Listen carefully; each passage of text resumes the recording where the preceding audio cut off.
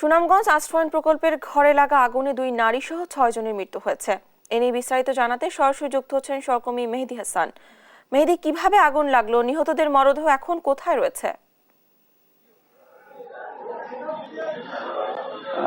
যেমনটি আপনি বলছিলেন ডানা, যে সুনামগঞ্জের যে ধর্মপাশার জয়শ্রী ইউনিয়নের শিমিরখাল গ্রামে গত মধ্যরাতে আসলে একটি অগ্নিকাণ্ডের ঘটনা ঘটে। সেই ঘটনায় আসলে এখন পর্যন্ত আমরা 6 জনের মৃত্যু হয়েছে বলে আমরা 6 জন নিহত হয়েছে বলে আমরা খবর পেয়েছি, এবং আমরা কথা বলেছিলাম সেখানের যে ধর্মপাশা উপজেলার ধর্মপাশা থানার যে অফিসার ইনচার্জ আছেন, ভারপ্রাপ্ত কর্মকর্তা, তিনি আমাদেরকে জানিয়েছেন গত রাতে আসলে তাদের ঘরে আগুন লেগে যায় এবং দরজাটি বন্ধ থাকার কারণে আসলে তাদেরকে উদ্ধার করা সম্ভব হয়নি। এবং এটি আসলে এই যে শিমিরখাল গ্রাম একটি দুর্গম এলাকা, সেই দুর্গম এলাকা হওয়ার কারণে কিন্তু ফায়ার সার্ভিসও সেখানে উদ্ধার তৎপরতা চালাতে পারেনি, এবং সকাল নাগাদ তারা সেখানে গিয়ে পৌঁছেছেন এবং তারা আমাদেরকে জানিয়েছেন যে এখন তারা 6 জনের মরদেহ পেয়েছেন। তারা সুনামগঞ্জ জেলা সদরে তাদেরকে প্রেরণ করেছেন ময়নাতদন্তের জন্য।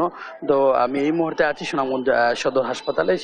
এই হাসপাতালে আসলে মরদেহ নিয়ে আসা হবে, এবং এখানে তাদের 4 সন্তান সহ বাবা মা এই অগ্নিকাণ্ডের ঘটনায় নিহত হয়েছেন বলে আমরা খবর পেয়েছি। তো এই ছিল আমার কাছে সুনামগঞ্জ থেকে এই অগ্নিকাণ্ডের সর্বশেষ তথ্য। ডানা, ধন্যবাদ আপনাকে। সুনামগঞ্জের অগ্নিকাণ্ড সম্পর্কে জানাচ্ছিলেন আমাদের সহকর্মী।